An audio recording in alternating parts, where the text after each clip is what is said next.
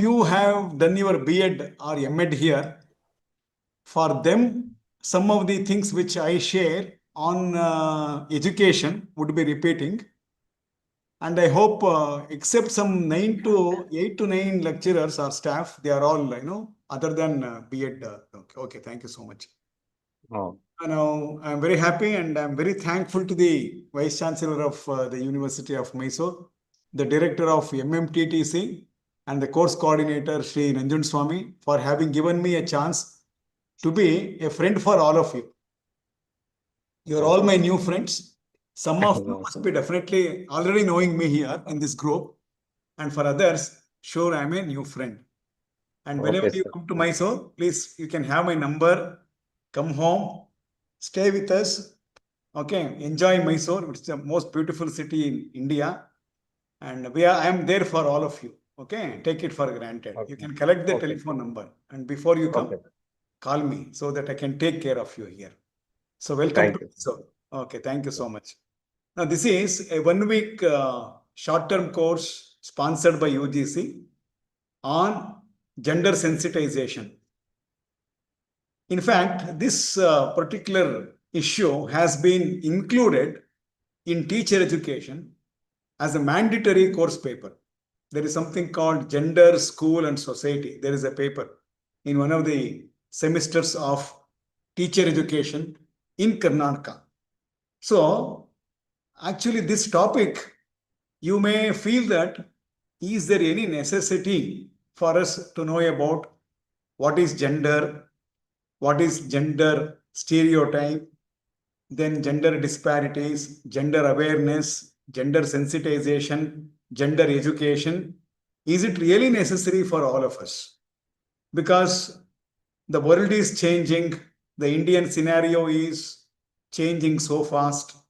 The role of people in terms of males and females are changing drastically these days. There is nothing called stereotype. Everybody is doing every other kind of work. In fact, in future, I don't think the concept of gender will be there because all are human beings. So keeping this in view, I have a question in my mind. Is it really necessary to have discussion on something related to gender sensitization, gender stereotype, or what is the role of education in issues related to gender. So anyhow, India is under transition stage.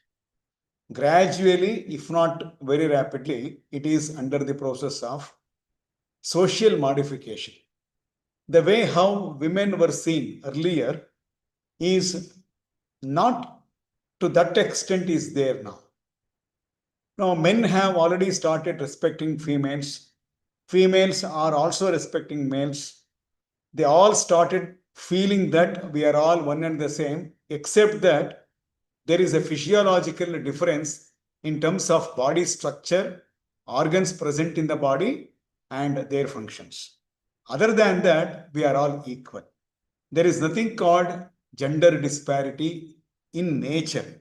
Okay, in nature, especially as we grow as educated youth or educated persons, we should never feel that there is something called differentiality in between the social roles of males and females. All are same only. So keeping all these things in view, there is a short-term course going on this. In fact, a couple of years back, even I attended one, like a short-term course like this here only in this university as a participant. And just 2 months back, I got retired. And since I have been teaching all these issues in my college, I was invited by the university and render a small discussion-oriented lecture on these issues. I hope all of you would appreciate my vision. My only concern and request is see that you don't talk to others over telephone. Okay, you are not distracting yourself. Focus on our discussion. Whenever I ask you some questions, don't feel bad or don't feel hesitating to give the answers. Whatever the answer that you can tell me. And in fact, this topic or issue is a very simple issue. concrete issue, a social issue, every one of you can speak about it. Okay, everyone knows what it is actually, but still, I would like to sensitize our own minds, okay, our own minds on these issues so that our students in our colleges or institutions and our children at our home, they are also further sensitized through us. So this is a vision of UGC having sponsored for 1 week short-term course on this particular issue. So if I am quite fast, kindly excuse me, I will be very slow. Is this speed okay? Or should I still slower myself? Okay, sir. Okay, sir. Is it okay? Okay, sir. Okay. All of you understand English? No problem? Yes, sir. Yes, sir. Yes, sir. Yes, sir. Thank you. And I wish you all the very best. And let us all enjoy the session. Let us have zero level ego. Let us forget that we are all assistant professors. We have all put in a lot of years of service. We know all these things. So these kinds of issues in the mindset should never be there for anybody who has to learn something new. So if something is outdated in my presentation, something is not realistically happening now, if something is exaggerated, if something has already changed, kindly excuse me, because this is a transition stage and this particular topic cannot be discussed with utmost latest revealings of research. I hope you understand. The mentality is changing. If you take the global scenario, in some of the other countries, they are going back with respect to respecting the roles of women. I know I don't want to mention any countries here or any religions here. Please do not mistake me. We never speak anything about those issues. But in general, I can tell you, there are some countries where even today, women is considered to be second to the men or to men. Or women will have their own roles and responsibilities, unlike the males. So like that, there are certain things where the social state, the state of society or community in those countries, even today, when compared to other countries, is very, very low, lagging behind. So in such kind of situations, whatever we discuss today will become realistic. Anyhow, I am going to confine my discussion on what is the role of education in improving the state of society in terms of equality and equity between men and women. Remember, the societal growth or the growth of entire nation ultimately depends on how people live in the society are treated by others.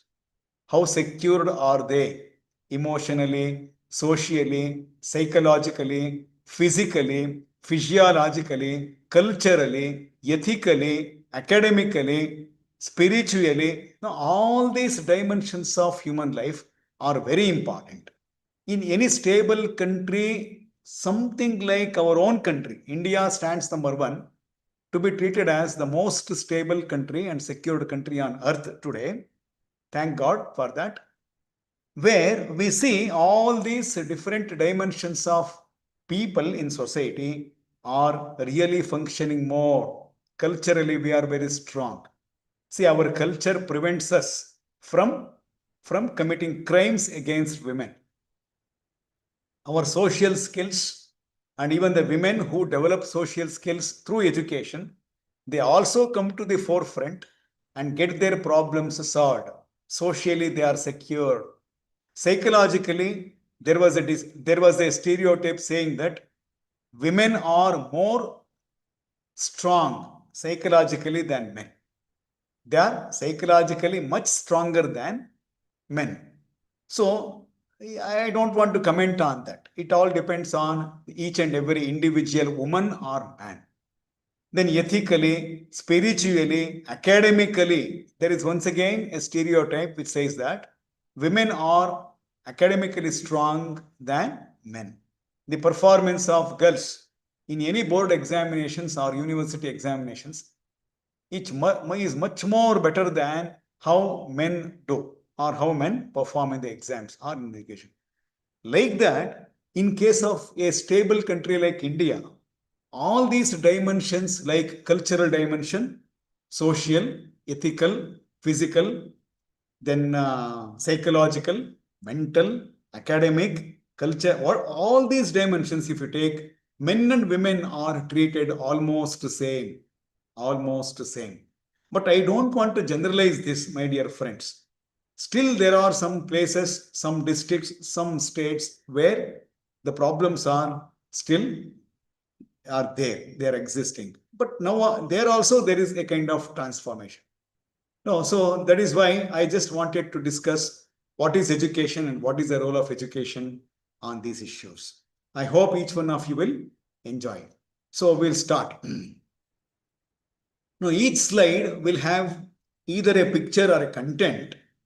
This is shown or displayed for your convenience. And this is the area which gives us a lot of scope to widely discuss or widen our discussions. That is a dangerous thing. So in about 2 sessions or so, we need to complete our discussions. Now, most of you must be knowing about many things. Now, just before I started my session, Veena madam, please mute yourself. So, I know that was a disturbance for me. What is it? You know that man and woman and human, man, woman, and human, are they different or are they same? I am placing 3 words in front of you. Are they same? Same, sir.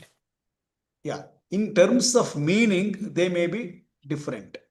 Okay. In terms of literal meaning, man and woman both are human beings only. Okay. Man and woman both are human beings only. So they are same. But again, among humans, based on the internal body structure and functions of various organs present inside, they get classified, they get categorized, they get sorted out into men and women. So gender and sex, these are the 2 different words sometimes we use without knowing actually what is the basic meaning of these 2. Can anybody tell me the difference between gender and sex?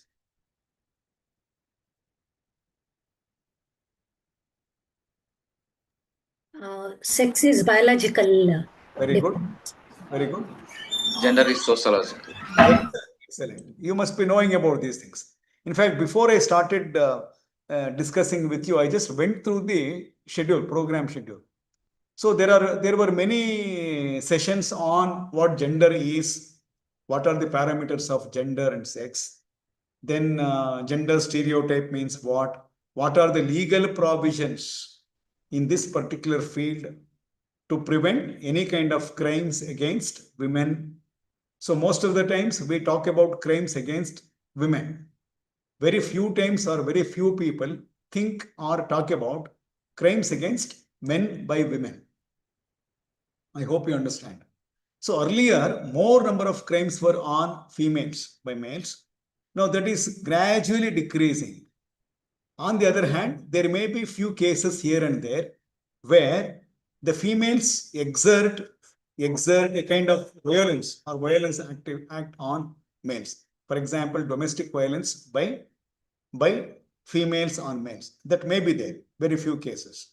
So like that, it is under transition stage. Whatever it is, as some of you said, gender is the word which is used in the context of society, based on what? How they are sexually differentiated in terms of the physiological organs and organ systems they have. So if it is based on biological aspects, we call it sex.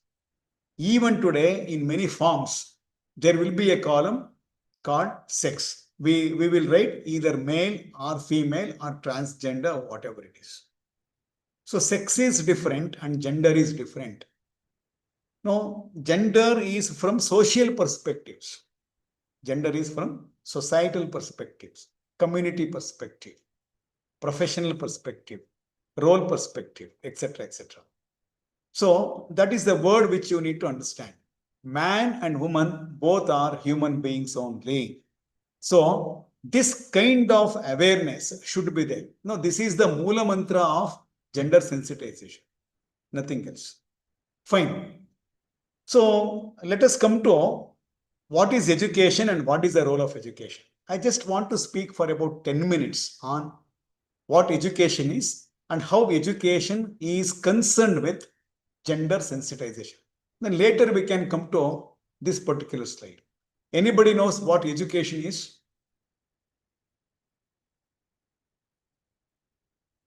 Some participants here are Manifestation of the innate character. okay. So education is a process by which there is a manifestation of whatever the talents or whatever the innate abilities of a man is. Okay. Next. Correct. Sir ವರ್ತನೆಯಲ್ಲಿ ಪರಿವರ್ತನೆಯನ್ನ ತರುವುದು ಶಿಕ್ಷಣ sir. Okay. Meenakshi madam ಹೇಳ್ತಾ ಇದ್ದಾರೆ. What Meenakshi madam is telling is, if there is a change in the behavior of an individual, that is normally due to education. So that is called the function of education. Now, is education a process? It is a process, sir. It is a process. Process of what? So, a process of transforming one's personality that can help himself to be a person who can able to do the stuffs in Yes. a better way, in a better manner. Very good, very good. It's a beautiful answer. Compliments to you, sir. So education is basically a process which is the means of transformation. It is not a transferring of knowledge. I just want to make it very clear to you. Many people say that it is the transfer of knowledge, transfer of attitude, skills, competencies, etc., etc. Of course, there is a transfer of all these things from one person to another person, ultimately aiming for total positive and constructive transformation. So education is the means of transformation. Transformation means a drastic, positive and constructive change from previous version to a modified version.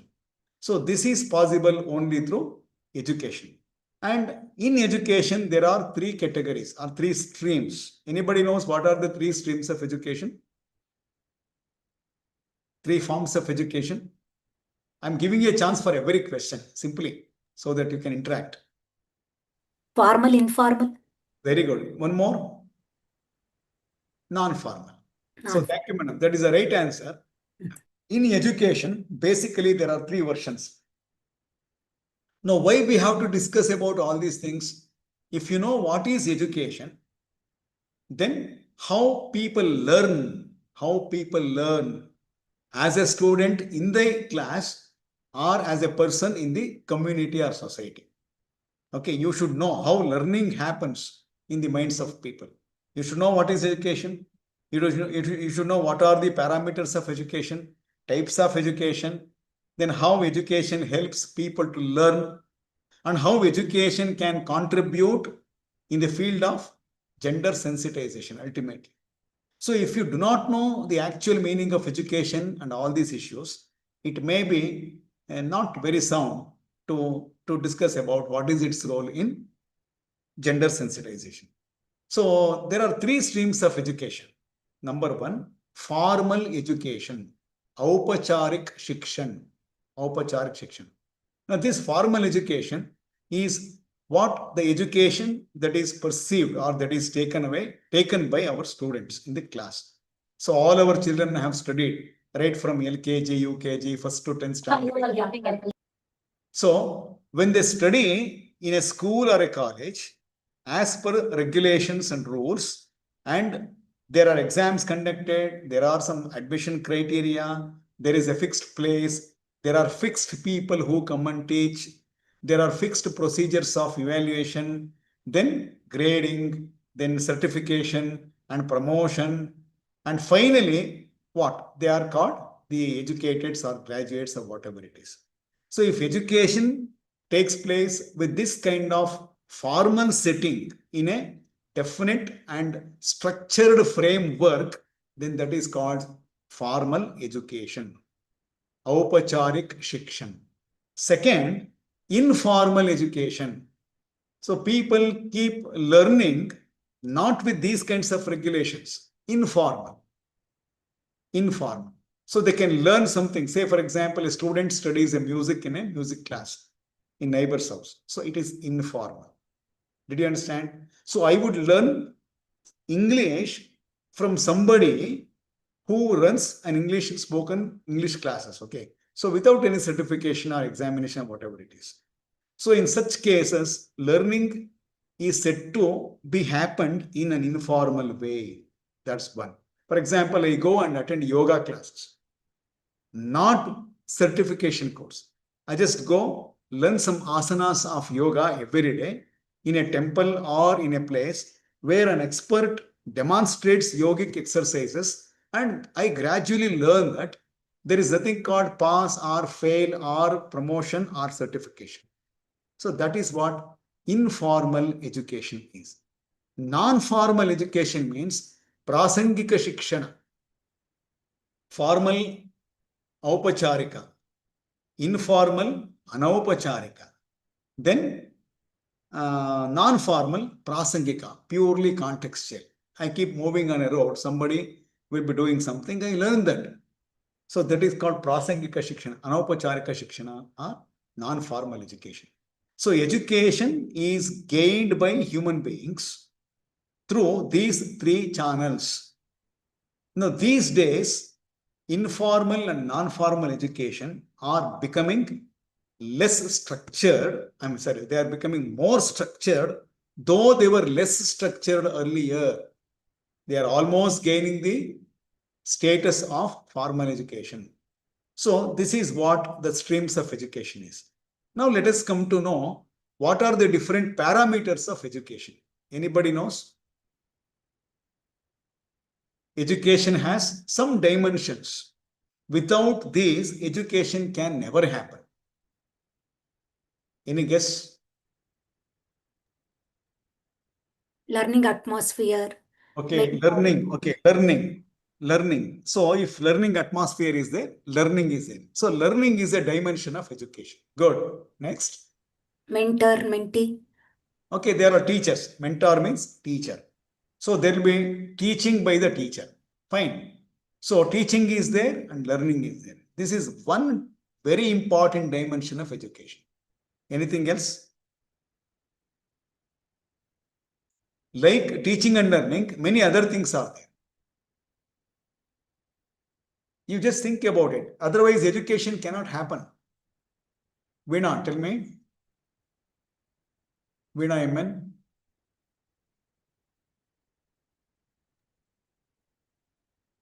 Anybody? Evaluation.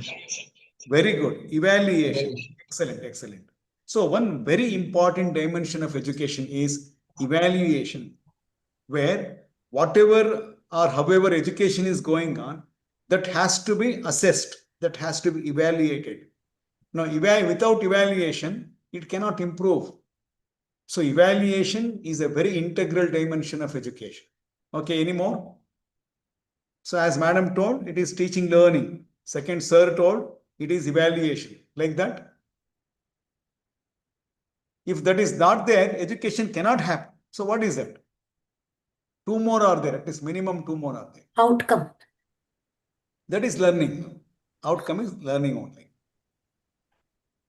Come on. Knowledge, sir. Knowledge. Knowledge. Where is knowledge hidden there? Bhavishya Nirmana. Bhavishya Nirmana. That is the aim of education. Very good. Bhavishya Nirmana is the ultimate aim of education. So without this aim, can education occur? What do you teach? How do you teach? All these depend on Why do you teach? So ultimately it is the aims and objectives of education. The whole education enterprise or the whole education system is going to operate basically on the ground roots of the very aims, objectives, purposes, vision of education, like all-round personality development of a man, or let every child get adjusted well to the society. So the child learns adjustment through education. And one more thing is there. 3 are over, at least one more. 4 major dimensions are there. One of you, in fact, expressed it indirectly here in your answer just 1 or 2 minutes back. Can you discuss something without an issue with you? A clue I am giving. What do you educate students with? Why are you giving education to students? For personality development. Personality development. Okay. So that is the ultimate aim of education. Fine. Now, what do you do to develop personality there among children? What do you do? Methodology. Methodology. That is fine. Methods of teaching. Right. Pedagogical skills. Curriculum. Yeah. Curriculum. That is the thing which I wanted now from you. Curriculum. I gave you a clue. Without an issue with you or without a topic, can you discuss? To discuss means to teach or learn, there should be something called a textbook, content. Then finally, it all comes under what is called curriculum. Patyakrama, Patyavastu, all of you must have learned. So there are 4 integral dimensions of education. Please understand. 4 integral dimensions. Integral dimensions means they are all interwoven. One has networking on other 3. Inseparable, impregnable, inseparable. They cannot be separated. If one is missing out of 4, all the other 3 become meaningless. And education is said to be incomplete there. It all starts with the very first dimension of education, aims and objectives of education. So without aims and objectives, the next 3 steps cannot happen. You can't develop curriculum. You can't think of teaching and learning. And without all these things, what do you evaluate at the end? So basically, there are 4 dimensions which are integral. One is aims and objectives. And based on aims and objectives, you develop curriculum. So curriculum is the second. So aims and objectives will talk to you about why of education. Why this should be given. Why gender sensitization education should be given to the teaching fraternity through a kind of program like this, 1 week short term. So before curriculum, it comes. Now, can you tell me from where exactly these aims and objectives are originated? What is the root cause of aims and objectives? From where you bring them up? How do you develop? How do you construct? Or how do you frame the aims and objectives? From where do you get guidelines to decide, yes, these are the aims and objectives of education? Anybody? From ministry, education ministry. For them, what is the root cause? From where exactly the experts or whatever the ministry is will decide that these are the aims and objectives. Who will guide? What will guide? Some of you are the teachers of those 3 streams. They provide. Society will guide. Very good. Society means sociology. Society means sociological aspects of education. Society will give you some aims and objectives. For example, one of the main aims and objectives of education is it should improve or enhance or promote social skills among children so that they get adjusted well with the society and understand all the social parameters and live successfully. So, society in terms of sociology will give guidelines to frame the aims and objectives of education. In Kannada, if you want me to speak for 1 minute or one sentence, ಶಿಕ್ಷಣದ ಮೂಲ ಗುರಿ ಮತ್ತು ಉದ್ದೇಶಗಳಿಗೆ ಆಧಾರ ಅಥವಾ ಮಾರ್ಗದರ್ಶಿ ತತ್ವಗಳನ್ನ ಕೊಡುವಂಥದ್ದು sociology, ಸಮಾಜಶಾಸ್ತ್ರ, like that. Then one more sector is there, which also gives a lot of direction to the framing of aims and objectives. Like sociology, what other two subjects are there? Economics, okay, fine. Now basic, okay, economical aspects of education, that is also there. Like sociology. See, sociology talks about how education should be given, right? History. What education should be given means from where exactly that comes. Two more subjects you are always teaching in From history. We have to learn from the history. We have to learn from history, of course. Now, the other two are philosophical foundations of education. Philosophy gives you insights to frame and fix some aims and objectives of education. So, philosophical grounds, sociological grounds, and psychological grounds.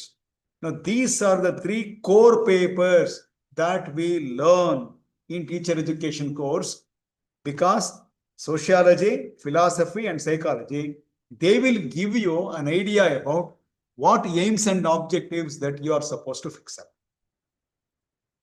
So, simple example.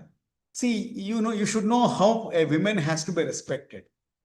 This is because of philosophical grounds, sociological grounds, and even psychological ground.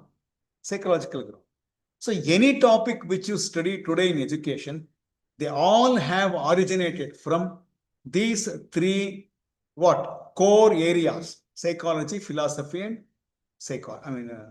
sociology. So, aims and objectives are the first dimension based on which the curriculum is developed. Remember, my dear friends, I am slow with you. Kindly focus on the issue. And you are not seen on the screen also. Most of you have hidden the camera. That may not be good.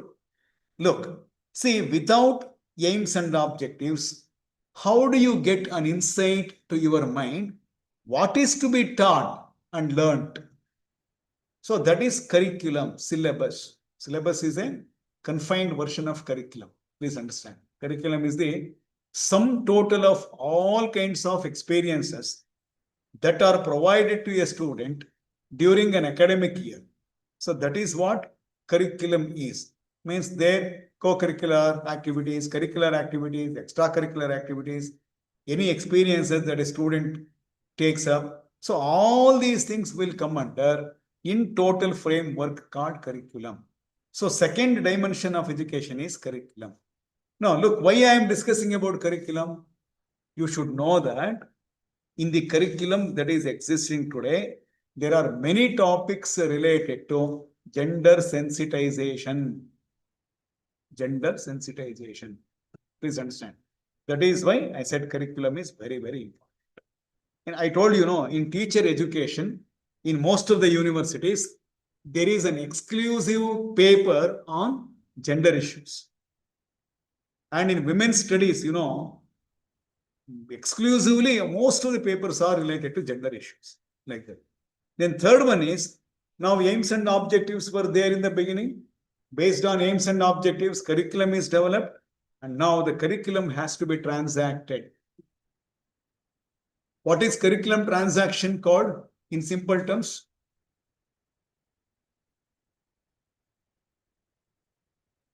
What is, in simple terms, curriculum transaction? Transacting of curriculum. Anybody? Any guess? Any idea? It is nothing but teaching. Okay, teaching or instruction. So curriculum transaction refers to teaching and learning process. Now this is the heart process of education. Heart of education. Curriculum is there, but who has to teach? How it is to be taught? Who has to learn? How is it to be learned? All these things are very important. And finally, we have fourth integral dimension that is called evaluation. Evaluation. So evaluation refers to measuring or assessing to what extent all the aims and objectives which were fixed in the beginning have been achieved by teachers and students. Yes, yes. ಈ ಮೂಲ ಗುರಿ ಮತ್ತು ಉದ್ದೇಶಗಳು ಯಾವ ಮಟ್ಟಕ್ಕೆ ಸಾಧಿಸಲ್ಪಟ್ಟಿವೆ ಎಂದು ಖಚಿತವಾಗಿ ತಿಳಿಯತಕ್ಕಂಥ ಒಂದು ಪ್ರಕ್ರಿಯೆ valuation. So it is the process by which we ascertain, we understand whether students have learnt or not, whether teachers are effectively teaching or not, whether the ultimate aims and goals of education are attained or not. That is what evaluation. So evaluation will test even aims and objectives, will test the curriculum, will analyze even teaching and learning process also. So fourth dimension plays its role as per its name itself on all other three dimensions. Remember, evaluation is with respect to aims and objectives, whether the aims and objectives are feasible or not, good or not, relevant or not, interesting or not, need-based or not. So aims and objectives are also put under evaluation. Curriculum is always under evaluation. You can see that every now and then the curriculum, syllabus, the course structure is modified, if not completely, at least marginally. So curriculum keeps on changing. It is mainly based on the evaluation. Then how the third dimension, that is teaching learning, that is also evaluated. So teachers are evaluated, teaching is evaluated, you know very well. Learners are evaluated, learning is evaluated. So even teaching learning process is under evaluation. And the fourth one, evaluation itself is going to be evaluated. Remember, the process of evaluation is also put into analysis, put into examination. So that is why examination patterns are changing, question paper patterns are changing, assessment patterns, internal assessment, choice patterns, they're all under continuously. So these are the four dimensions. If anybody asks you this question, please be ready. Number one, aims and objectives. Number two, curriculum. Number three, teaching learning. And number four, evaluation. So this is about education. Now, one last question about education. Then we straight away go to gender sensitization. What are the ultimate aims of education? Anybody? Ultimate aims. Why education in society or in our nation? For nation building. Very good. ಆರೋಗ್ಯಕರ ಸಮಾಜ ನಿರ್ಮಾಣ. To build a very strong, stable, economically, socially, culturally, okay, and from all dimensions of human life, a nation should be very strong. That becomes a reality only through education and its application. Remember, people are educated, but they are unable to think properly whom we are supposed to elect. What is very important from the point of nation? Is a nation important or is our home important? Something like so education implies Leaders are important. nation is important. Education, yes. Leaders, sir. Leaders. Good leaders should be there. Good leaders are to be elected by us. Okay, elected by us. For that also education is necessary. But many a times, as I see, education fails in its role. People do not apply it in a proper way. Did you understand? So people are not applying it in a proper way. That is why educateds are sometimes they are misled and they mislead the society. Like that. Anyhow, what are the other aims of education? Try. Why children should be given education? Ultimately, your children are studying in schools and colleges. Think about it. ಮಾನವನನ್ನಾಗಿ ಮಾಡ್ತಕ್ಕಂಥದ್ದು. Yeah, education is a process by which man becomes human. Is that? So human values should be there. Then what else? Nothing. Self-dependent. Yes, yes. Self-dependent. Self-dependence. Okay. Then Education is nothing but it is one of the important process in socialization. okay, to develop social skills. Why children should develop social skills?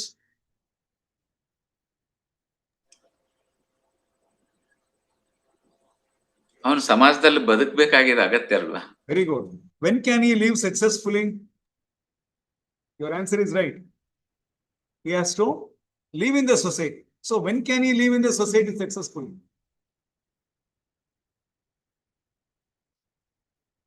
ಬೇರೆಯವ್ರಿಗೆ ತೊಂದರೆ ಕೊಡದೇನೆ ಬದುಕಿದಾಗ. No, this is called adjustment and adaptation. So any educated child will definitely adjust well with the changing needs of the society. Problematic society is there. Even for that, he is ready. So adaptability and adjustment are necessary for a child to live successfully in society through social skills. In fact, you may not believe, one of the ultimate aims of education is it should enable the child successfully understand, accept, and adjust to the society through social skills. For example, your son or daughter or any student is so educated, he has got a rank in the board examination. But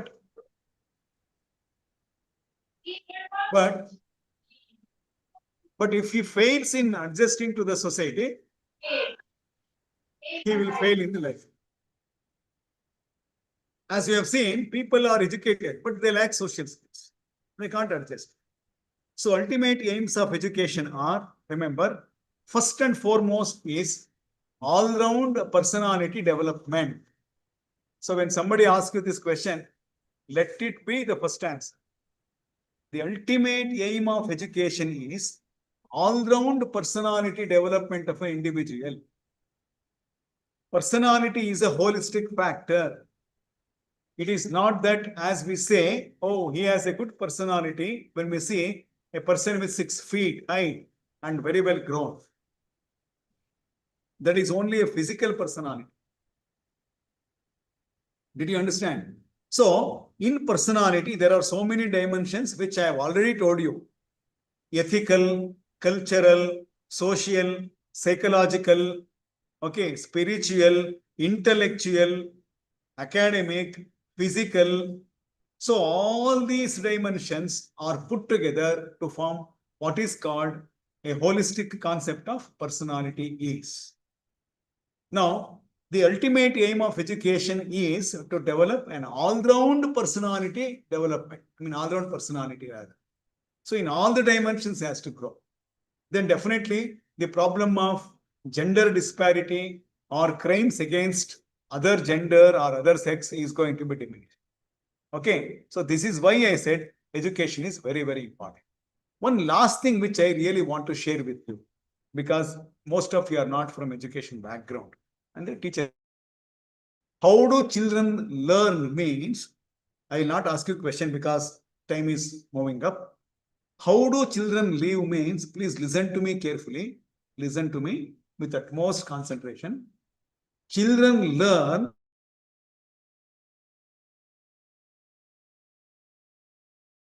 fully, listen to me. Last 5 minutes on this particular issue. They acquire knowledge.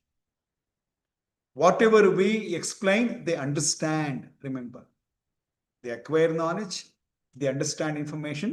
Later, they apply whatever they have learned in other situations, maybe in a shop, or maybe in the society, or maybe at home, or maybe in a warfare, wherever it is. Application of knowledge. That is very important. So, knowledge, understanding, application.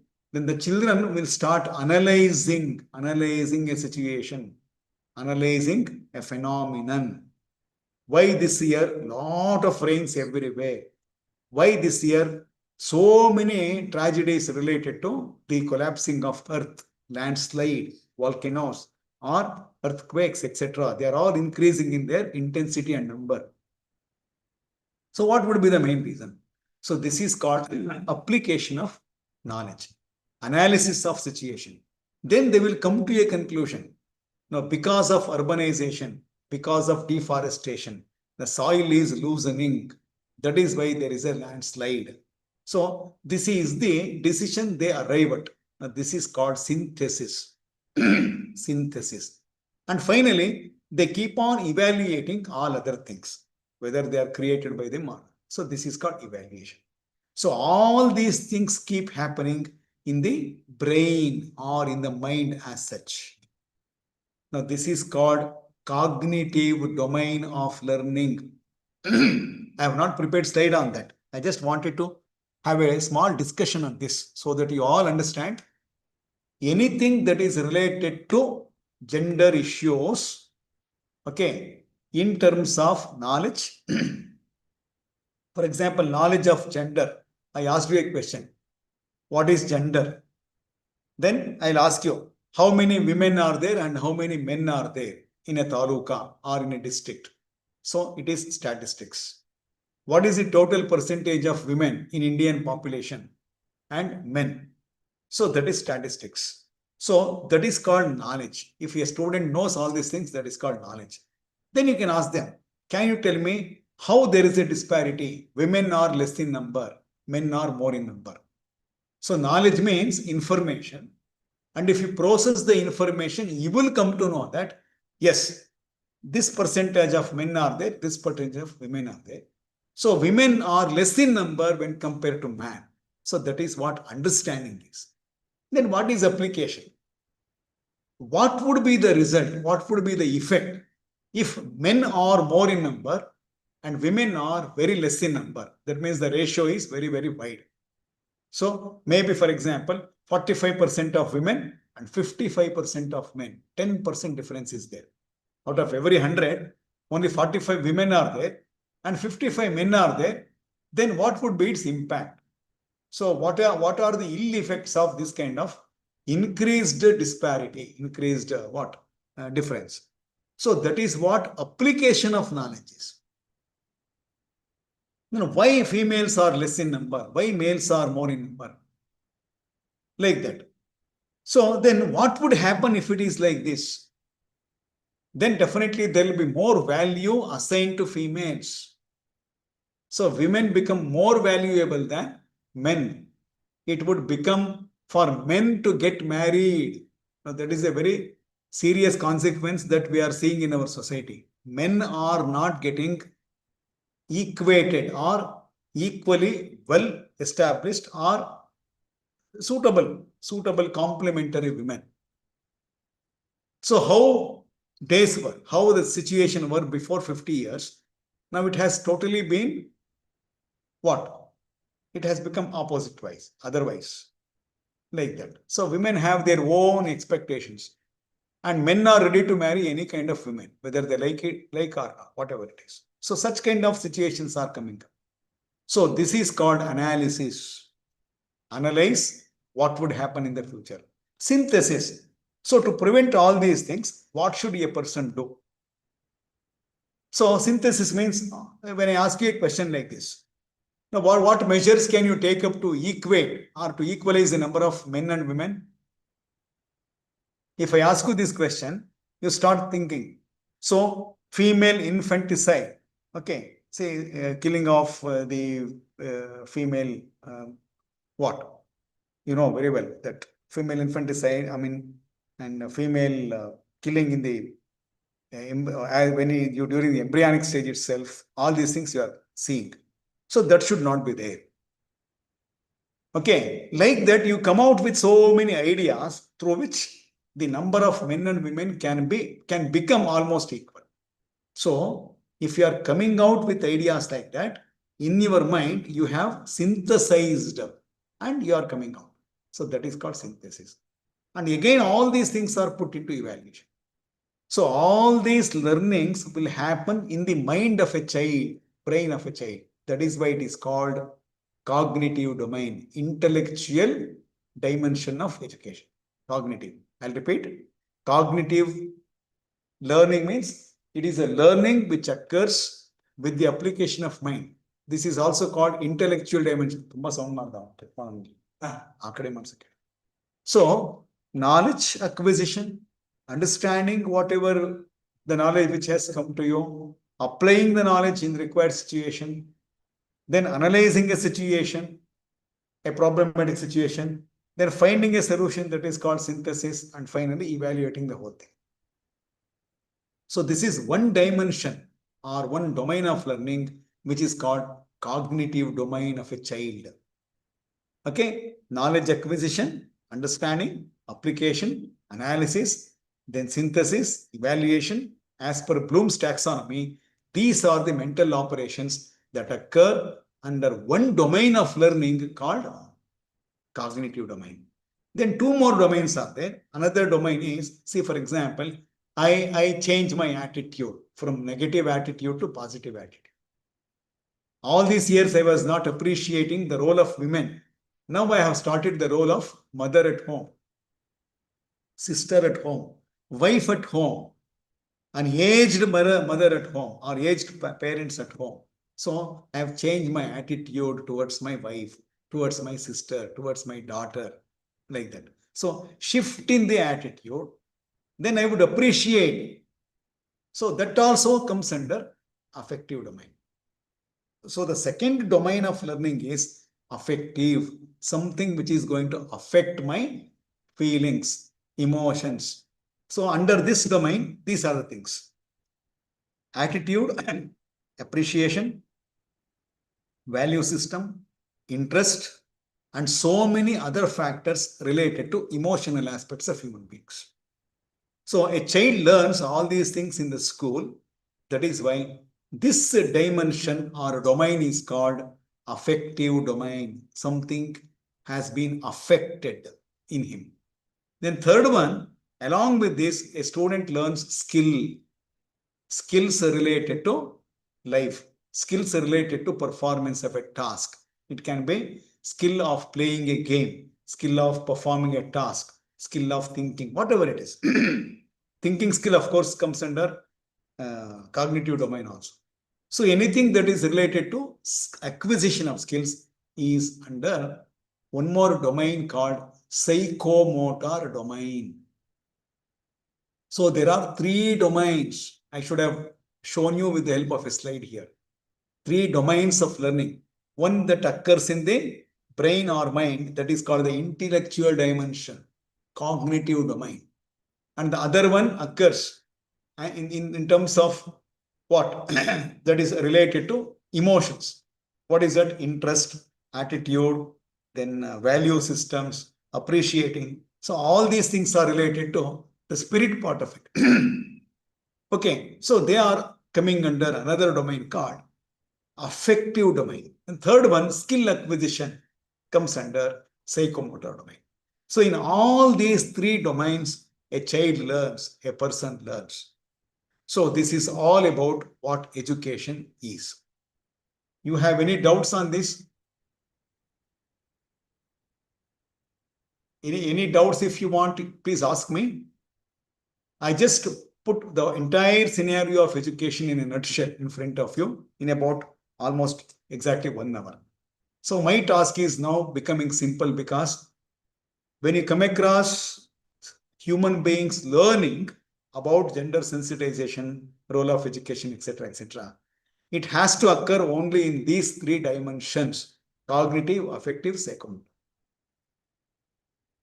Cognitive refers to some intellectual abilities like knowledge, understanding. Then affective domain is with respect to feelings, emotions. Yes.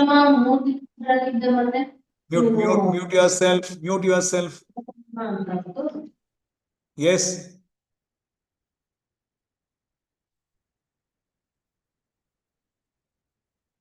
Okay. So all these three dimensions are put into a one cluster under education. So you have any doubts on these things? So shall we move? Yes, Yes, sir. sir. Yes. Okay. So you have any doubts? You please ask me. Now, after knowing what education is, let us try to understand how is education related to gender sensitization. Now, I have given you some points on the slides. You can just go through that. What is gender sensitization? In other sessions, I think some others have already told you about it.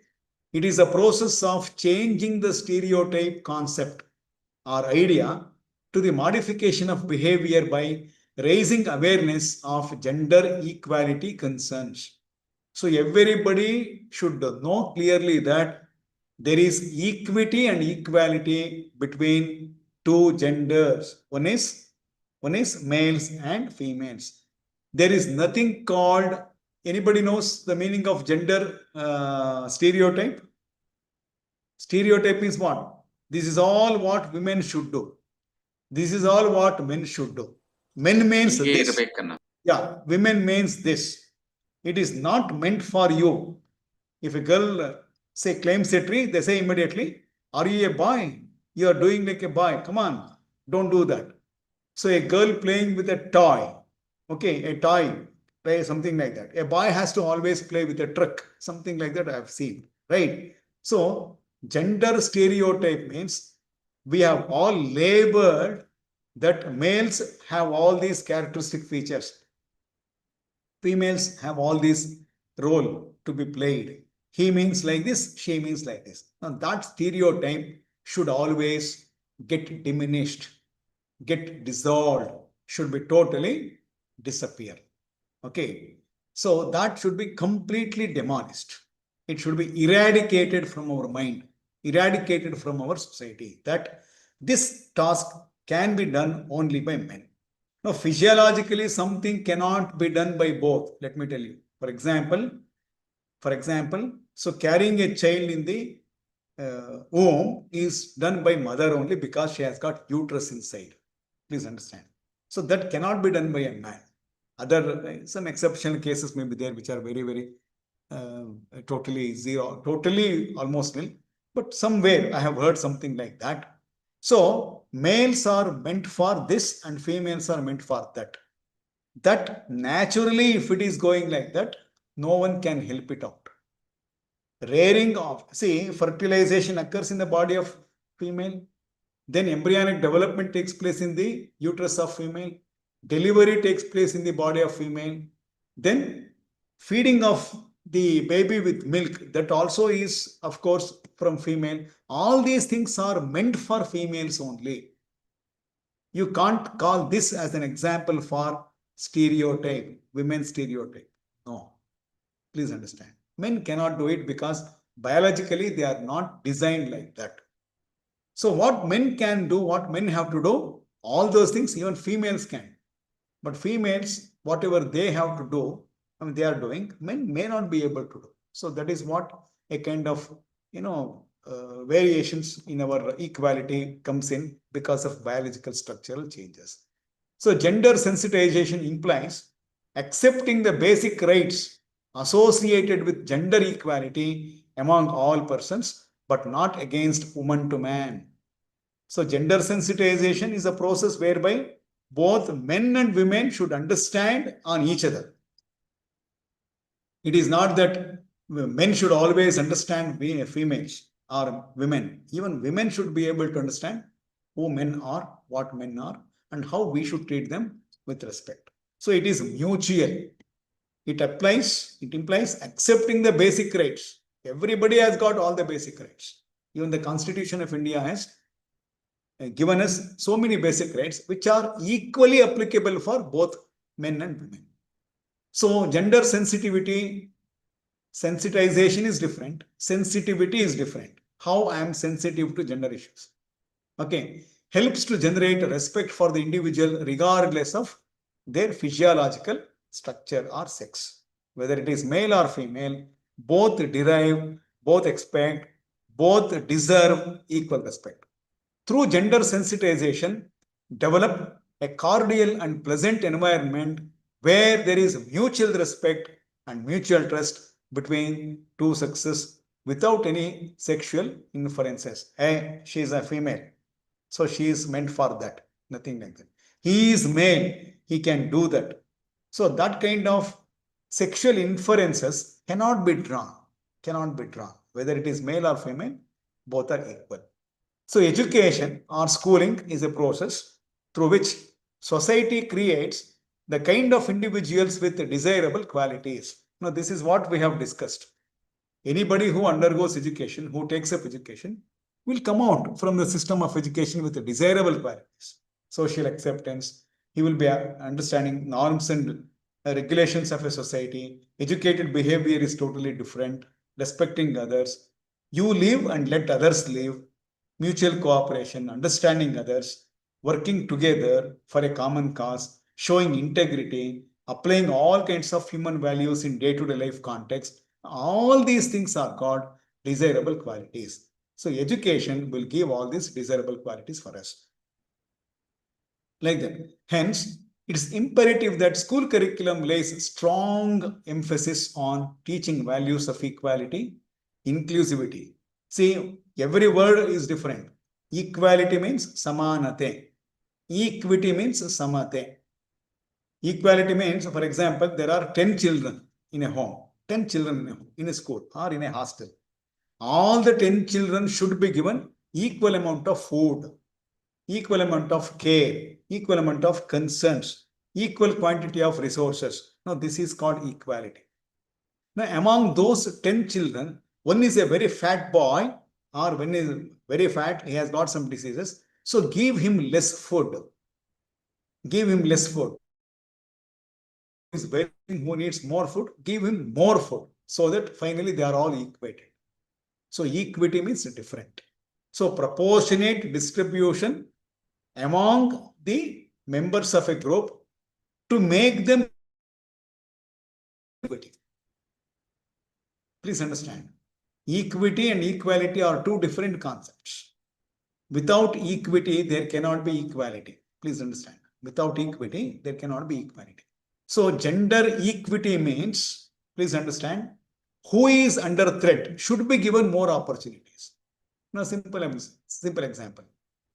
Women, because of their own reasons, there is something which they can't do. For them, we should give extra chances. So there can be a kind of reservation for women. So women used to lack leadership qualities.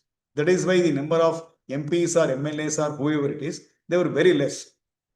So our constitution has given an opportunity. It has said in a clause that bringing women to the mainstream of men is very important. So give them more opportunities. And certain constituencies are reserved for females so that their number as representatives in the legislative house or parliament house will become gradually more. And one fine day, 50% will be there. Or who knows, girls or females can increase in their number also, as far as representation is concerned. Inclusivity means what? We should never keep women away from any kind of social sectors. Whether it is education sector, employment sector, agriculture, then health, social service, NGOs, transportation, whatever it is.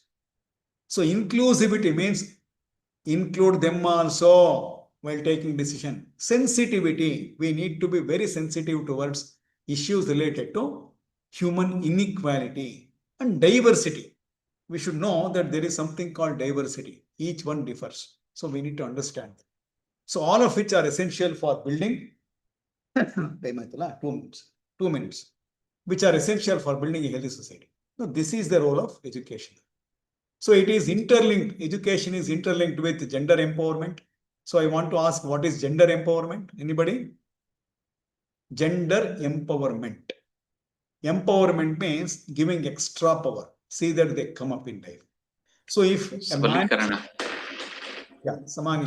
if a man is weak, give him more chance so that the man comes up. On the other hand, if a woman deserves a change, deserves something extra, give them. So whether it is a male or female, make them more powerful than ever before through education, through economic development, through political participation, whatever it is. So that is what gender empowerment means. Gender sensitization theories claim that modification of the behavior of teachers, parents, and community people towards children, which can have a causal effect on gender equality. Now, this is what education is. So, education helps, teachers, parents, community people, everybody has to change their perception, change their conceptualization.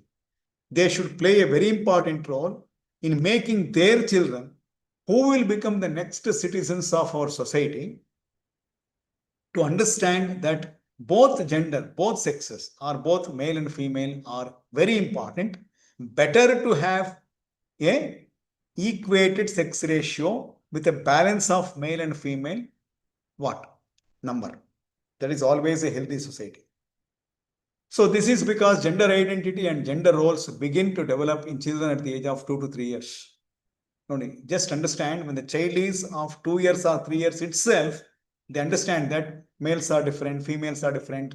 I am different from my sister, and my brother is given more chances. All these things are going to be observed, felt, and experienced by children of 2 to 3 years. So that is why you need to be very careful. So gender sensitizing is about changing behavior and instilling empathy into the views. Empathy means paranubhuti. Last 1 minute. Paranubhuti. So both of them should mutually have empathy. Stepping into somebody's shoes to understand their problem. I should put myself in your place so that I understand your problem. That is called empathy. So education should teach certain life skills, especially empathy. Empathy is a life skill, so that both understand each other and adjust well like that. So equality and equity is mainly because of empathy. Last point, it helps people in examining their personal attitudes and beliefs and questioning the realities they thought they know. So I would have thought in my own way, thinking that this is the reality, but actually that is not. So we need to examine our personal attitude. Personal attitude means what? How I look at my mother. How a mother looks at the daughter and daughter-in-law. Look at this. How a mother looks at her own daughter and daughter-in-law. And how a father looks at his son and his son-in-law. So please understand. So it may be different. A mother should change. In reality, normally, mother would not be so intimate with the daughter-in-law as she is with the daughter. Vice versa in human being, men also. So now reality is that now it has to be changed. For that, introspection is necessary. I should test my